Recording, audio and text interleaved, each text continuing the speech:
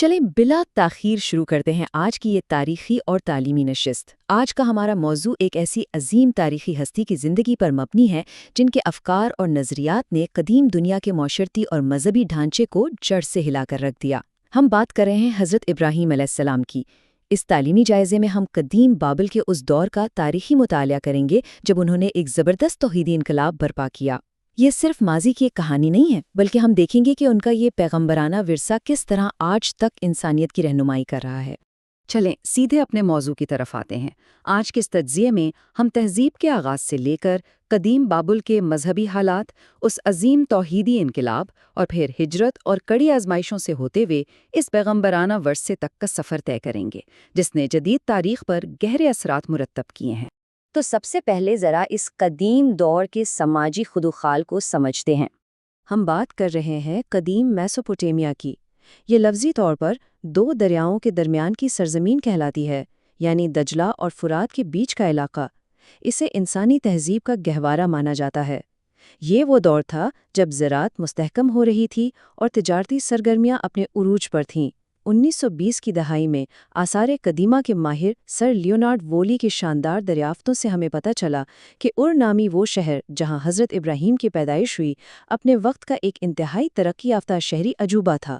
ذرا تصور کریں، اس دور میں عالی شان عمارتیں، پیچیدہ آبپاشی کے نظام اور دور دراز تک پھیلے ہوئے تجارتی راستے موجود تھے۔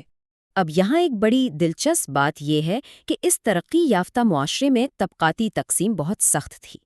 سب سے اوپر مذہبی اشرافیہ اور بادشاہوں کا طبقہ تھا، پھر ہنرمند، تاجر اور کسان آتے تھے۔ لیکن ان شہروں کے مضافات میں کچھ خانہ بدوش اور چرواہے بھی آباد تھے جو تجارت اور مویشیوں کے لیے نقل و حرکت کرتے رہتے تھے۔ تاریخی شواہد کے مطابق حضرت ابراہیم کا خاندان ممکنہ طور پر اسی متحرک اور نیم خانہ بدوش طبقے سے تعلق رکھتا تھا جو شہری اور دیہاتی دونوں طرح کے طرز زندگی کو بخوبی سمجھتا تھا۔ اب آگے بڑھتے ہیں اور اس دور کے مذہبی منظرنامے پر ایک نظر ڈالتے ہیں۔ حضرت ابراہیم جس معاشرے میں پلے بڑھے وہ اعتقادی لحاظ سے بہت پیچیدہ تھا۔ بابل کی تہذیب علم و ہنر میں بے حد آگے تھی۔ انہوں نے ریاضی، پڑھنے لکھنے اور خاص طور پر علم نجوم یعنی فلکیات میں کمال حاصل کر رکھا تھا۔ لیکن حیرت کی بات یہ ہے کہ اس شاندار علم کو وہ کائنات کی سائنسی حقیقت سمجھنے کے بجائے ستاروں کی حرکات سے لوگوں کی قسمت کا حال اور مستقبل کی پیشگوئیاں کرنے کے لیے استعمال کرتے تھے۔ ستاروں اور سیاروں کے اسی علم نے رفتہ رفتہ انہیں سابی عقائد کی طرف دھکیل دیا، یعنی وہ سورج، چاند اور سیاروں کی پوجا کرنے لگے۔ تاریخ بتاتی ہے کہ وہ چاند کو سن اور سورج کو شماش کا نام دے کر باقاعدہ دیوتا مانتے تھے۔ ان کے بڑے بڑے معبود انہی کائناتی اجسام کی قربانیوں اور منتوں کا مرکز بن چکے تھے۔ یہاں پر شرک اور توحید کے اس فرق کو سمجھنا بہت ضروری ہے۔ ایک طرف بابل کا معاشرہ تھا جہاں 3 بڑے دیوتاؤں کی تثلیث پر یقین رکھا جاتا تھا، جنہیں وہ انو، انلیل اور آیا کہتے تھے۔ نمرود جیسے بادشاہ خود کو دیوتا کہلاتے تھے اور ہر طرف پتھر کے تراشے ہوئے بتوں کی پوجا ہوتی تھی۔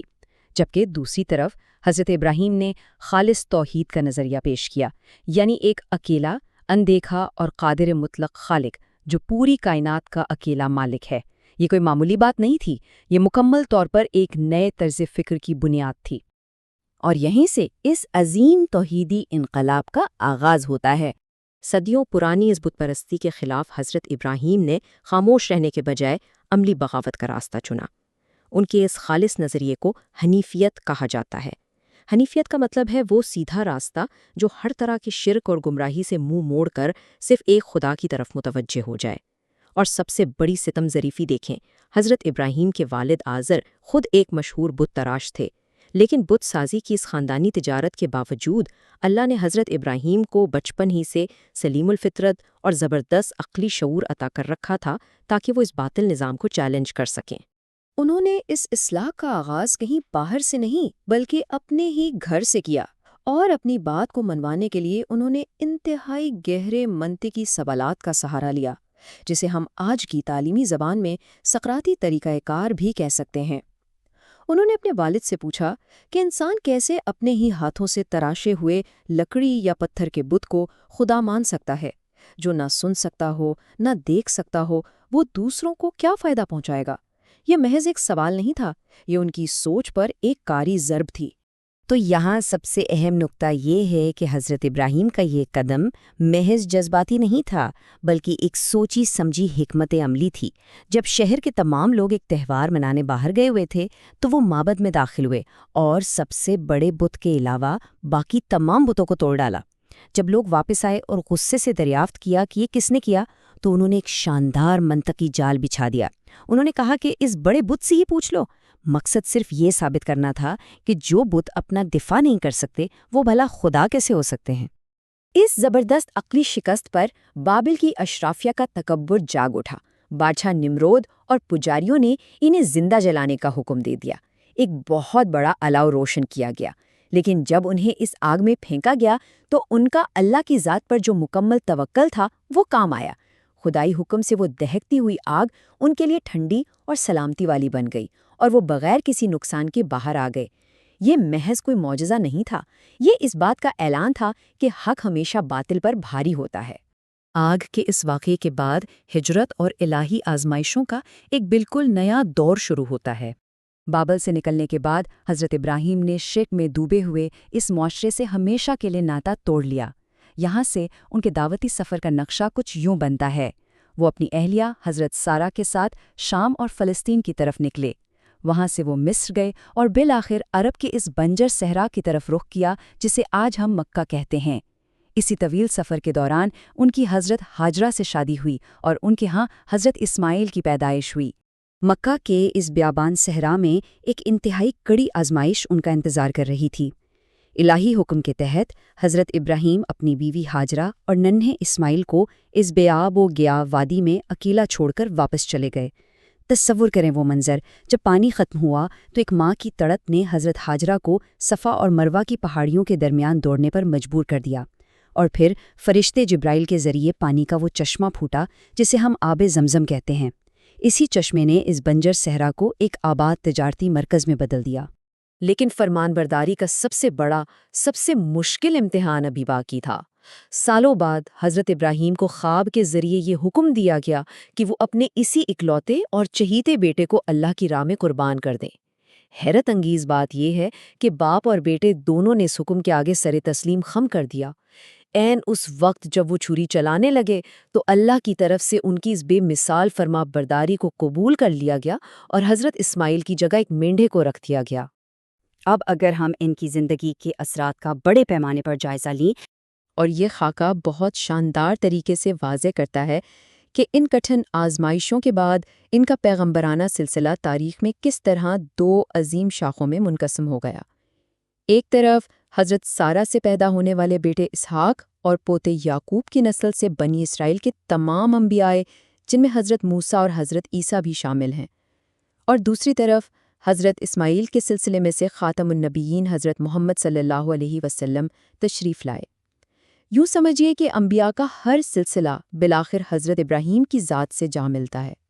ان کی اسی خالص توحید، صبر اور بے مثال قربانیوں کی وجہ سے انہیں نمایاں القابات سے نوازا گیا۔ انہیں خلیل اللہ یعنی اللہ کا قریبی دوست اور شیخ الانبیاء یعنی نبیوں کا سردار کہا گیا۔ تاریخی اعتبار سے آدم اور نوح کے بعد انہیں انسانیت کا تیسرا باپ بھی تسلیم کیا جاتا ہے۔ وہ دنیا کے تمام بڑے الہامی مذاہب کے لیے ایک مرکزی اور استوار ستون کی حیثیت رکھتے ہیں۔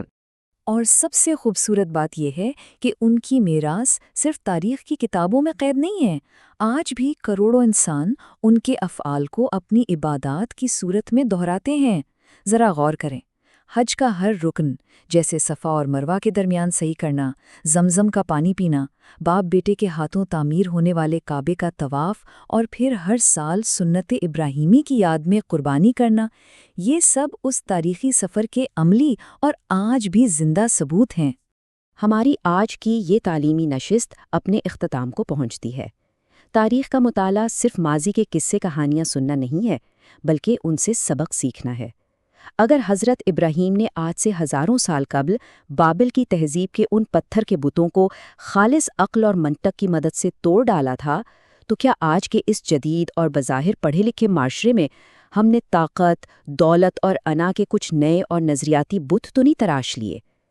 یہ ایک ایسا سوال ہے جو تاریخ کے طالب علموں کو اور ہم سب کو آج بھی اپنے عقائد اور نظریات کا جائزہ لینے کی دعوت دیتا ہے۔